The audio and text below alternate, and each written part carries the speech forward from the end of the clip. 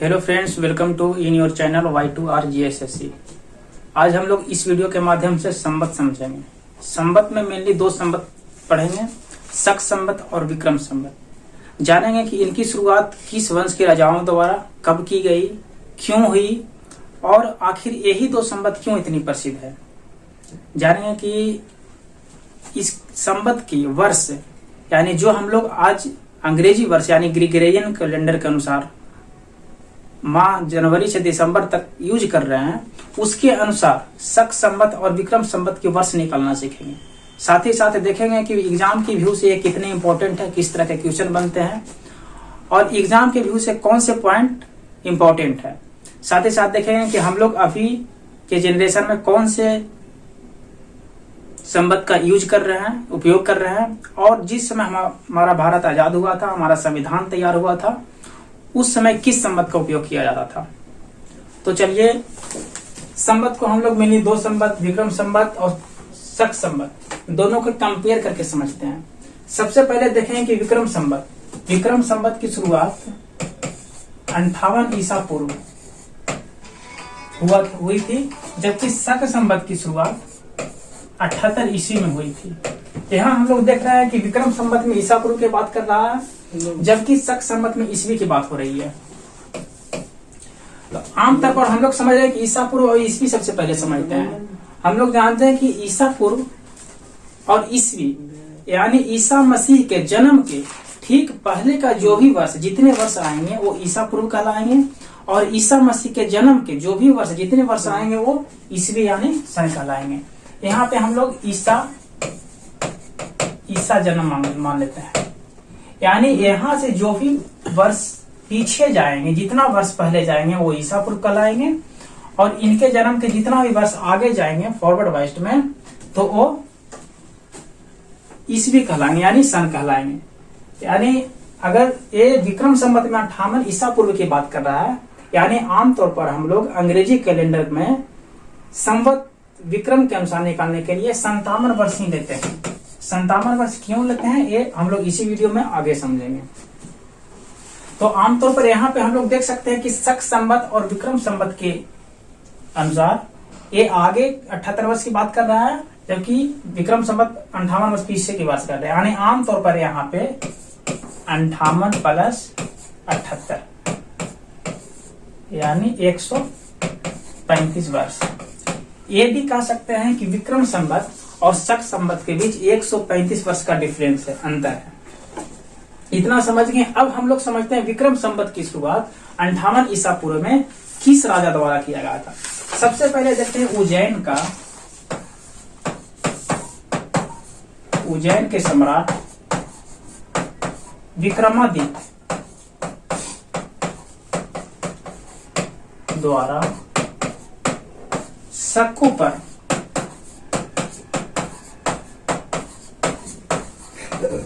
विजय प्राप्ति उपलक्ष्य, जबकि शक संवत में कुषाण वंश राजा कनिष्क द्वारा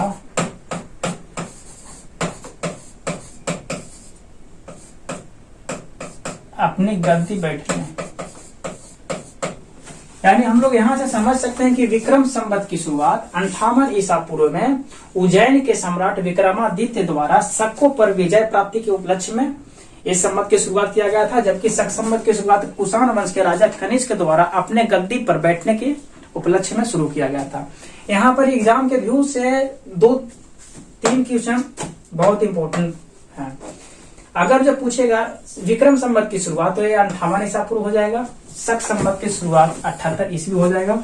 अगर विक्रम संवत में पूछेगा कि किस राजा द्वारा शुरुआत किया गया था तो ये सम्राट विक्रमादित्य द्वारा क्यों किया गया था, शकों पर विजय प्राप्ति के उपलक्ष्य में किया गया था। अगर जो शक संवत में देखे तो कुषाण वंश के राजा कनिष्क द्वारा अपने गद्दी बैठने के उपलक्ष्य में किया गया था।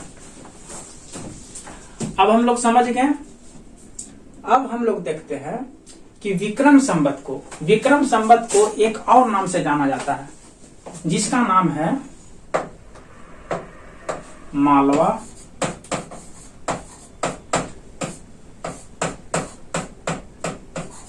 गण युग। ये मालवा गण युग जो नाम है ये 400 ईस्वी में पड़ा। 400 ईस्वी में क्यों पड़ा? क्योंकि चंद्रगुप्त विक्रमादित्य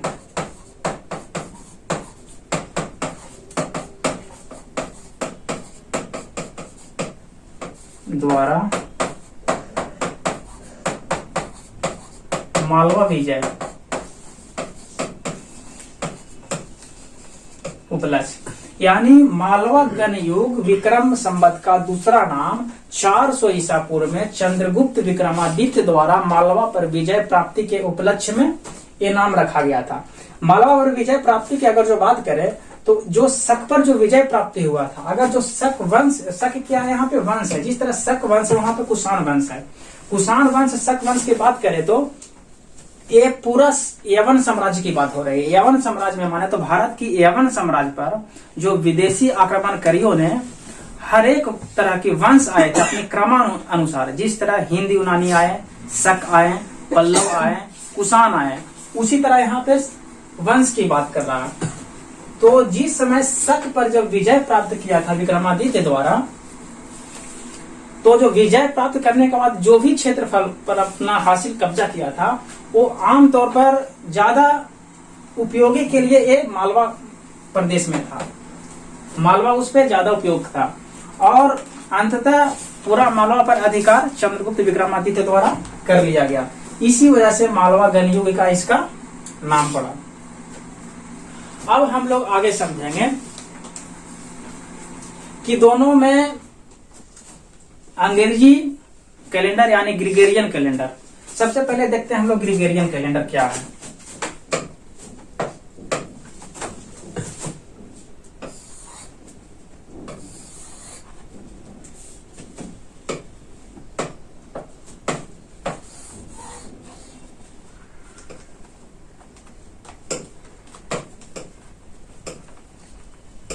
ग्रिगोरियन कैलेंडर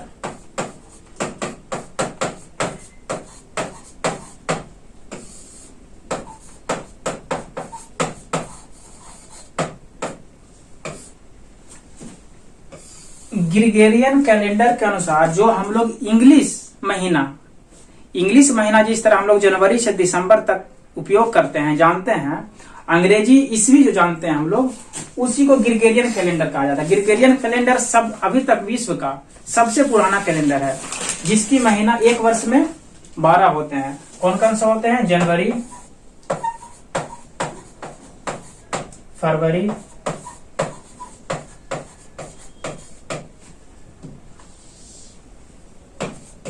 मार्च, अप्रैल, मई, जून, जुलाई, अगस्त, सितंबर, अक्टूबर, नवंबर, दिसंबर। एक किसकी बात हो रही थी? विक्रम संवत की, ईसा शक संवत की। अब हम लोग तीनों का कंपेयर करके समझेंगे, विक्रम संवत, शक संवत और ग्रिगोरियन कैलेंडर। ग्रिगोरियन कैलेंडर के अनुसार ईस्वी अभी 2022 चल रहा है और इसके वर्ष का महीना जनवरी से लेकर के दिसंबर तक होती है। उसी तरह विक्रम संवत और शक संवत, विक्रम संवत और शक संवत दोनों का महीना, इसका महीना भी सेम है। विक्रम संवत और शक संवत का महीना दोनों सेम है। जिस तरह ग्रिगोरियन कैलेंडर का जनवरी से लेकर के दिसंबर तक होती है, उसी तरह इन दोनों का भी चैत से लेकर के फागुन तक होती है। जैसे पहला महीना क्या होता है? चैत्र, बैसाख, ज्येष्ठ, आषाढ़, सावन,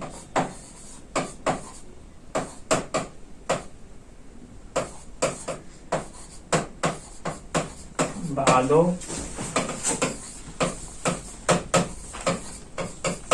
आश्विन, कार्तिक, अगहन, पौष, माघ और फाल्गुन। अब हम लोग शक संवत, विक्रम संवत और अंग्रेजी कैलेंडर के अनुसार संवत तीनों को कंपेयर करके समझेंगे। अब हम लोग जानेंगे कि अंग्रेजी कैलेंडर के अनुसार कब शुरुआत होता है और हिंदी कैलेंडर के अनुसार यानी शक और विक्रम के अनुसार कब से शुरुआत होती है। नया साल, नया वर्ष की बात कर रहे हैं।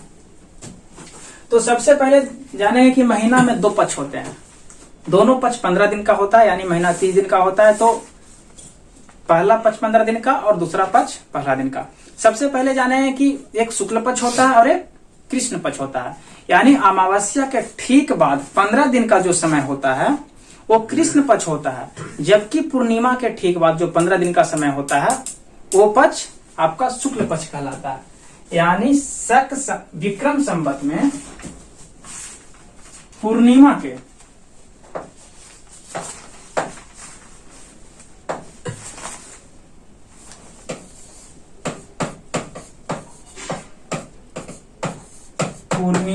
ठीक बाद 15 दिन का समय शुक्ल पक्ष, जबकि यही अगर जो शक संवत में देखें तो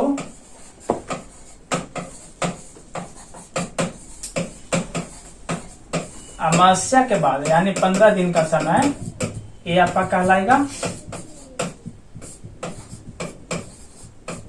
कृष्ण पक्ष। अब कृष्ण पक्ष और शुक्ल पक्ष तो समझ गए। अब हम लोग देखते हैं कि अंग्रेजी महीना के अनुसार ये दोनों पक्ष के हिंदी वर्ष कब शुरुआत होती है। तो आमतौर पर हम लोग जानते हैं कि विक्रम संवत में मार्च अप्रैल और शक संवत भी सेम वही मार्च अप्रैल को हिंदी महीना यानी चैत बैसाख से लेकर के फागुन तक शुरुआत होती है। शक संवत में एक फिक्स डेट यानी है 21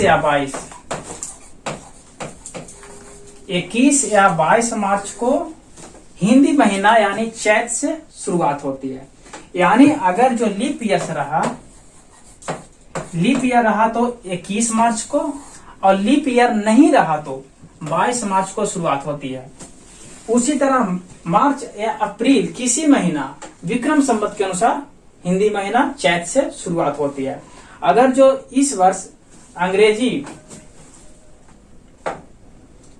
यानी अंग्रेजी कैलेंडर के अनुसार अगर जो इस वर्ष 2022 ईस्वी है तो उसी के अनुसार ठीक विक्रम संवत में अगर जो 2022 में देखते हैं तो 2 अप्रैल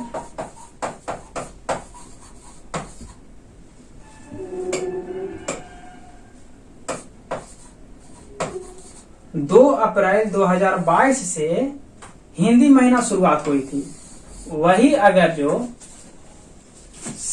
शक संवत में देखें तो 22 मार्च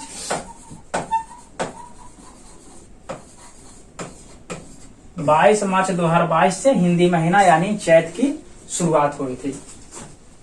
अब हम ग्रिगोरियन यानी अंग्रेजी कैलेंडर के अनुसार अगर जो शक संवत में देखें तो अगर जो ग्रिगोरियन में जनवरी अगर जो 1 जनवरी शक संवत में अगर जो 1 तारीख को पड़ती है यानी अमावस्या के ठीक 15 दिन बाद कृष्ण पक्ष की बात कर रहा है। अगर जो 1 तारीख को चैत्र पड़ता है शक संवत में तो ठीक इसके 15 दिन का कृष्ण पक्ष और 15 दिन कृष्ण पक्ष पार करने के बाद ठीक पूर्णिमा के बाद जब शुक्ल पक्ष की शुरुआत होती है तो 16वां दिन क्या होगा, इसमें चैत होगा। यानी आमतौर पर हम लोग समझ सकते हैं कि शक संवत में ग्रेगोरियन कैलेंडर के अनुसार चैत्र 1 तारीख को पड़ती है, यानी 1 जनवरी को पड़ती है। तो ठीक उसी तरह विक्रम संवत में 16वां दिन यानी 16 जनवरी को क्या हो जाएगा, चैत्र हो जाएगा। यानी 16 जनवरी को चैत्र अगर जो विक्रम संवत में होती है तो 1 जनवरी को चैत्र शक संवत में होती है। यानी शुरुआत शक संवत से हुई, फिर उसी के अनुसार हम लोग विक्रम संवत को निकाल लिए। अब हम लोग अंग्रेजी वर्ष के अनुसार विक्रम संवत और शक संवत का ईस्वी निकालने के लिए जानेंगे।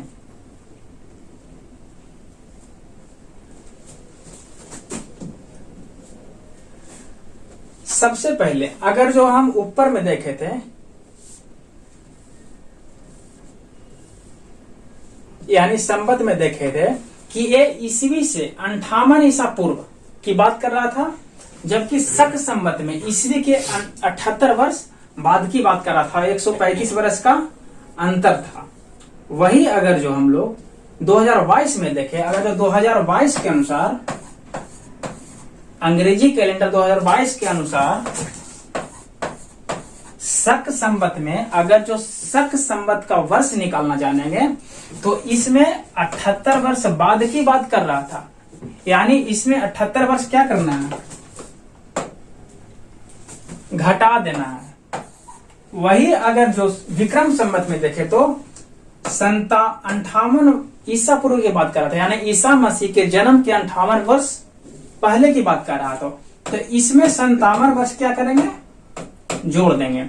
अब यहाँ पे हम लोग देखेंगे कि यहाँ पे 57 वर्ष की बात कर रहे हैं, जबकि अगर जो विक्रमी संवत में देखे तो ये 58 ईसा पूर्व की बात कर रहा था।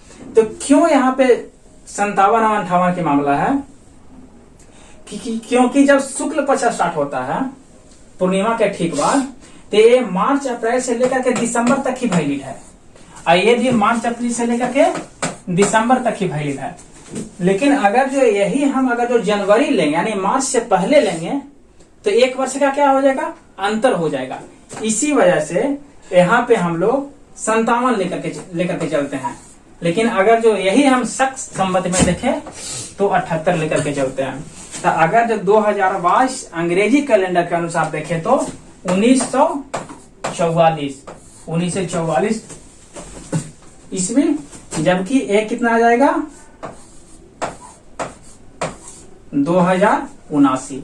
ये जो वर्ष निकला ये विक्रमी संवत के अनुसार हो गया, जबकि ये 1944 शक संवत के अनुसार हो गया। आमतौर पर हम लोग कैलेंडर में देखते हैं कि बहुत सारे संवत दिए हुए रहते हैं। जिस तरह भारत में लगभग अभी 50 तरह के कैलेंडर का उपयोग किया जाता है, उसी प्रकार के संवत भी बहुत तरह के संवत का उपयोग किया जाता है। जिस तरह हिजरी संवत, शक संवत, विक्रम संवत, अंग्रेजी संवत बहुत तरह के होते हैं। उसी तरह अगर जो विक्रमी संवत में बात कर रहा है 2022 का, तो 2079 विक्रमी संवत और 1944 शक संवत।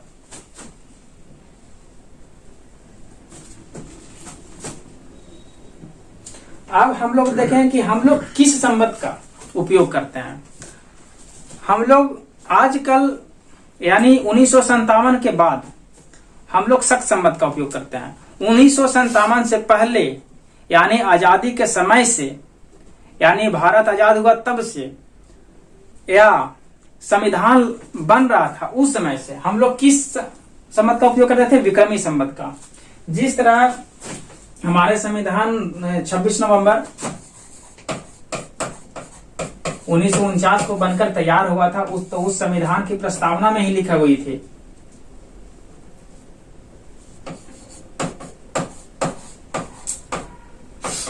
मिति मार्क्सिस्ट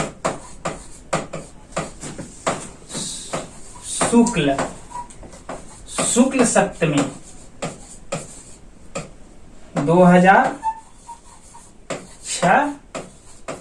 विक्रमी। ये हमारे 26 नवंबर 1949 के संविधान पूरी तरह से बन गई थी, बनकर तैयार हो गई थी। उसी की प्रस्तावना में लास्ट में लिखा हुआ था कि आज दिनांक 26 नवंबर 1949 को मिति मार्गशीर्ष शुक्ल सप्तमी 2006 विक्रमी द्वारा लागू किया जाता है। लेकिन 22 मार्च 1957 हमारा समय देश आजाद हुआ था 15 अगस्त 1947, यानी आजादी के 10 वर्ष बाद 1957 से हम लोग किस संवत का उपयोग करने लगे?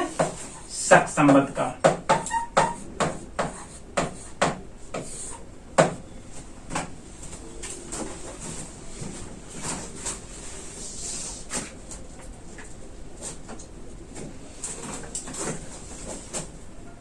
इस वीडियो के माध्यम से हम लोग देख लिए कौन कौन सा इंपॉर्टेंट क्वेश्चन है। इंपॉर्टेंट क्वेश्चन हम लोग का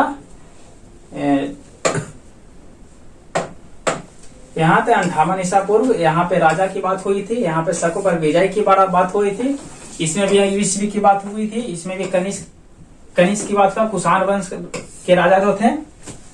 और आगे देखे तो इस मास के भी बात होती है एग्जाम में, कैलेंडर की भी बात एग्जाम में पूछा जाता है, कृष्ण पक्ष शुक्ल पक्ष की बात पूछा जाता है।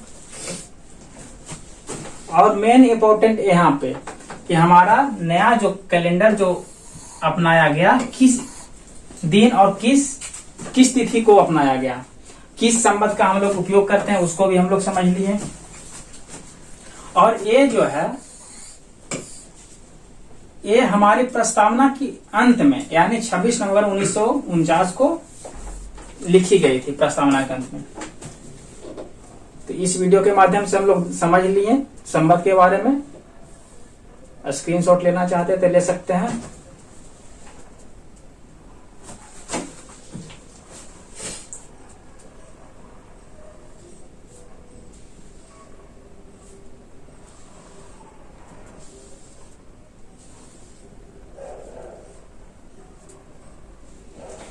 इस वीडियो के माध्यम से अगर जो किसी तरह की कोई क्यूरी होती है तो आप कमेंट सेक्शन में कमेंट करके पूछ सकते हैं। इसी तरह मिलेंगे ठीक नेक्स्ट वीडियो में नेक्स्ट अपडेट के साथ। Thank you.